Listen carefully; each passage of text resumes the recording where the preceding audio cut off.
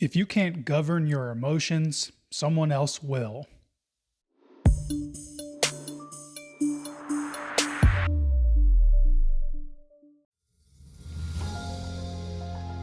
Welcome to the Rebellious Remedy. I'm Jonathan Ennis, founder of Dream Root Wellness. Here we return to Christ as the foundation of true health, body, mind, heart, and spirit, so we can steward our lives in faithful obedience to God's design. If you're ready to walk this out with others, you're invited to join the Dream Root Wellness Network. Join today at community.dreamrootwellness.com. Welcome back. Last week we talked about the mental branch. We talked about reclaiming the mind from noise, guarding your inputs, testing your thoughts, refusing to let the world do your thinking for you. This week, we move into the emotional branch. And this one matters more than most people realize, because a lot of people aren't getting destroyed by bad information alone. They're getting destroyed by bad reactions, fear, anger, offense, bitterness, shame, discouragement, envy, emotional exhaustion. That's where a lot of people are living right now. Not stable, not grounded, not governed, just reactive. And a reactive person is easy to control. That's one of the enemy's favorite strategies, to keep a person emotionally stirred up, to keep them offended so they lose perspective, to keep them fearful so they lose courage, to keep them discouraged so they stop moving forward, to keep them ashamed so they stay quiet, to keep them overwhelmed so they become passive. So this week, we're talking about the heart, the seat of your will, discernment, conviction, desire, response. And if the emotional branch is weak, the whole tree suffers. Are you seeing a pattern? I've said the same thing for the physical and mental branches. Whatever is living in the heart doesn't stay in the heart. It comes out in your words, your habits, your decisions, your relationships, your faithfulness, your peace. That's why this branch matters. Let's get something straight right away. Emotional wellness is not pretending everything is fine.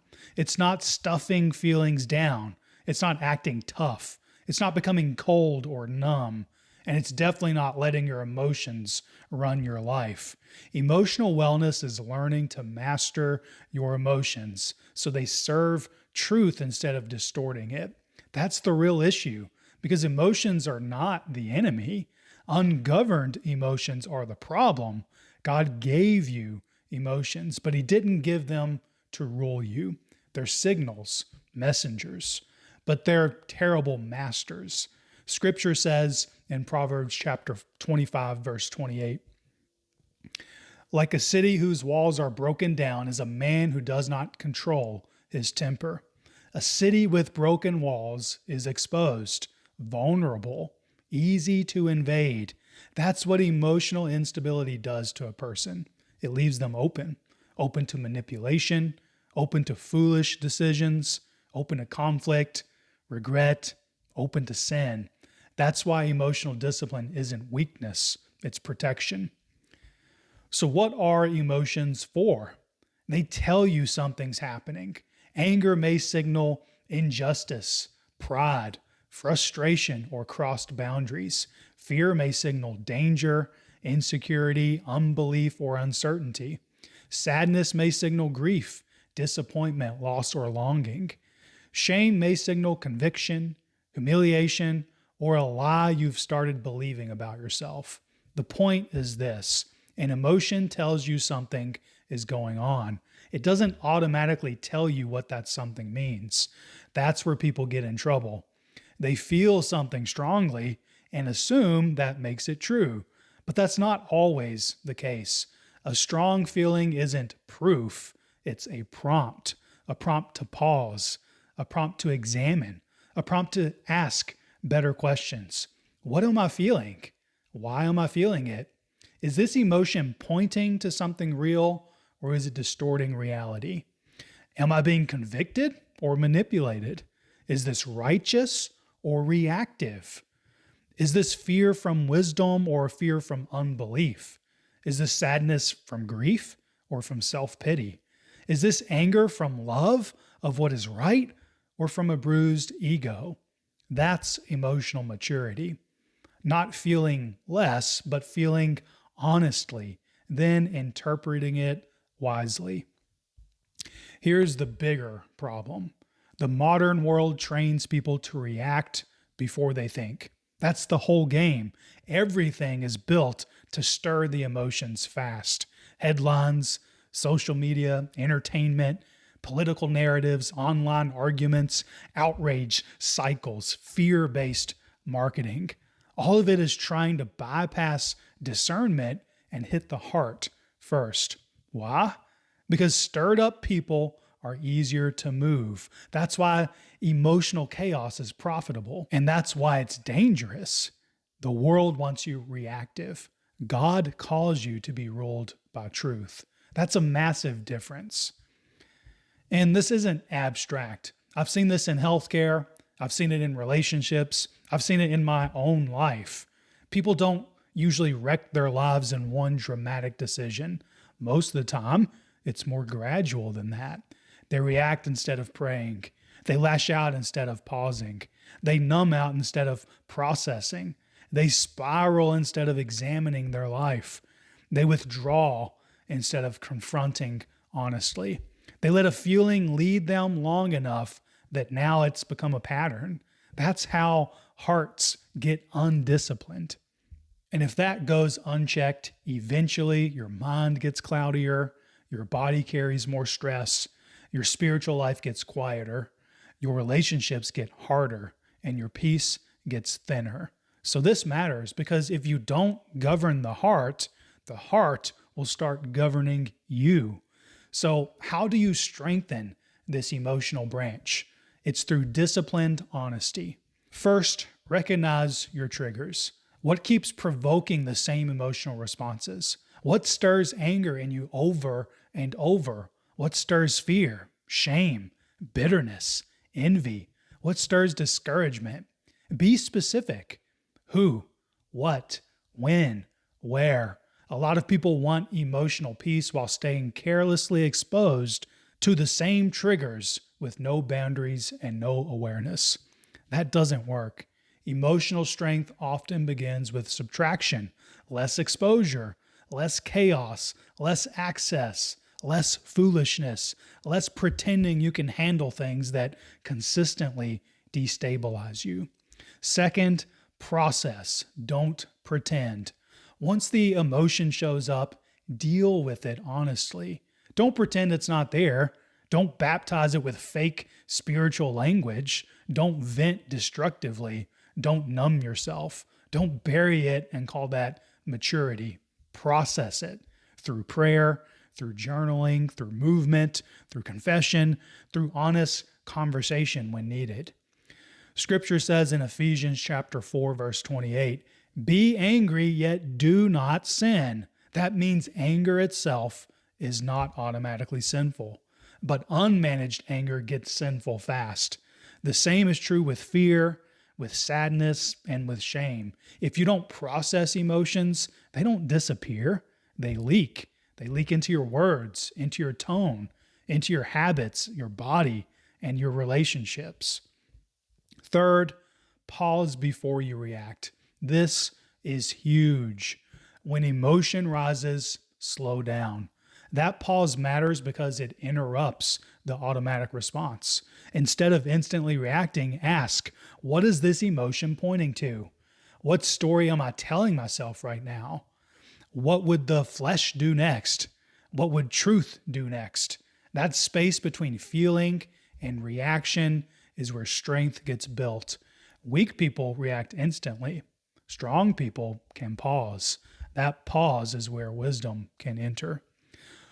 Fourth, anchor the heart in truth. Feelings change fast. Truth does not. That's why your heart must be anchored somewhere deeper than the moment.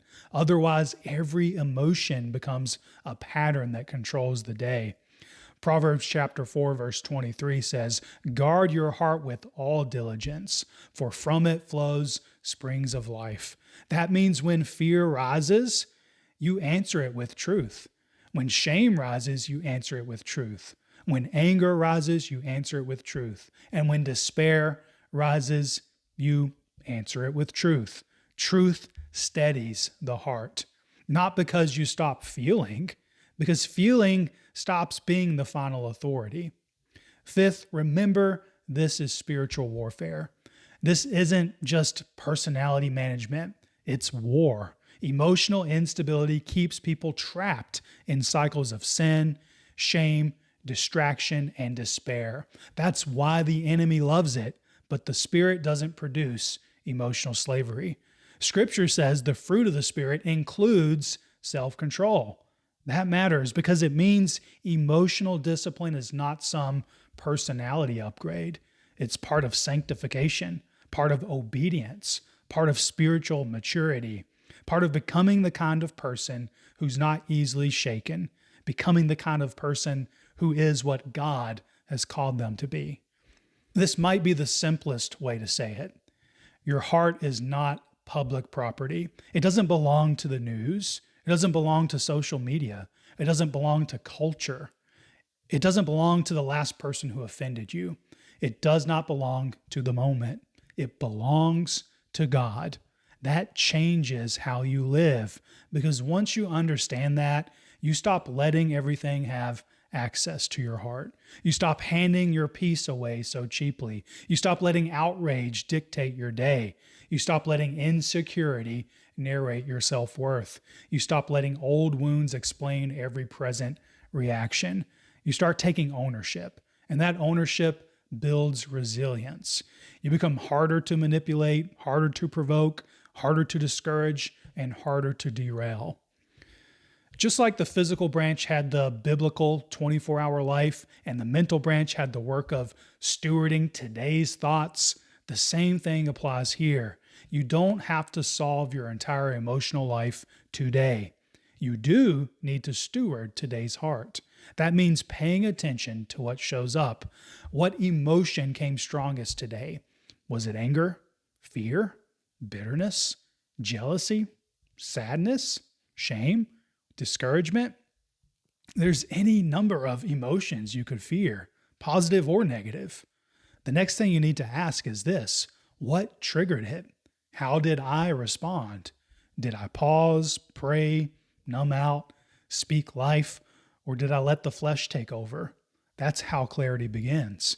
Not by becoming emotionally perfect, by becoming emotionally honest. Here's a simple framework for this week. Step 1, journal the pattern.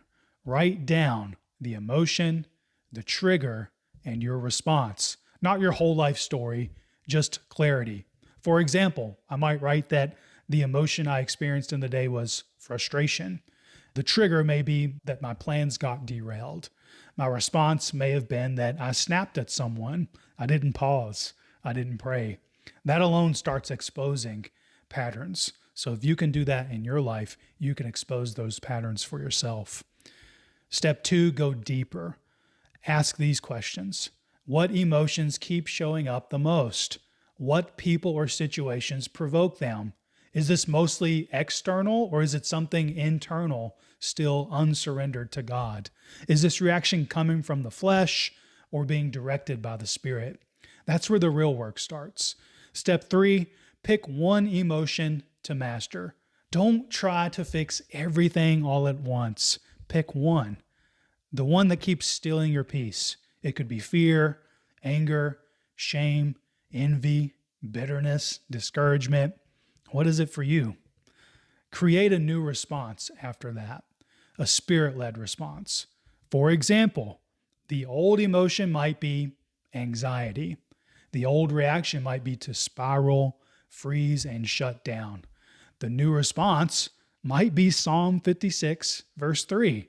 When I am afraid, I put my trust in you. Then act on it. Take a walk, pray out loud, speak truth, slow your breathing, refuse to go down that spiral. Step 4, reflect and adjust. After a few days, I want you to look back. Did you gain ground? Where did you hold the line? Where did you still react in the flesh? What needs to change in your response? Step 5, bring it into the light. Don't hide your battle. Share the emotion you're working on. Share the new response. Share your progress, because someone else is drowning in the same thing, and your honesty may give them language for their own fight. And look, we have the perfect place for you to share this. It's the Dream Root Wellness Network. So you can join that and start to bring things into the light in that community. Let me close with this. You don't have to be ruled by whatever you feel in this moment. You don't have to hand your heart over to fear. You don't have to let offense make your decisions for you. You don't have to let shame narrate your identity.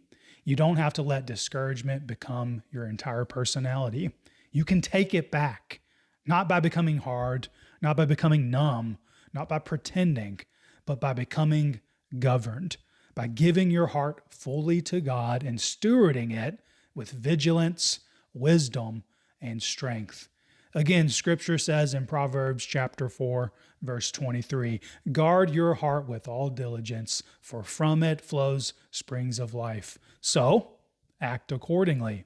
Train your heart. Master your response. Tell the truth about what's going on inside of you. Stop letting emotional chaos make your choices for you. Because when the emotional branch gets stronger, the whole tree benefits. So, to summarize this week, journal your emotional patterns. Identify one emotion to master. Create one new truth-rooted response and bring the battle into the light. That's where emotional strength begins. Not in pretending, in truth, in discipline, in surrender, in practice. And next week, we move into the spiritual branch. Because once the body, the mind, and the heart are being brought into order, the deeper question remains: what are they rooted in?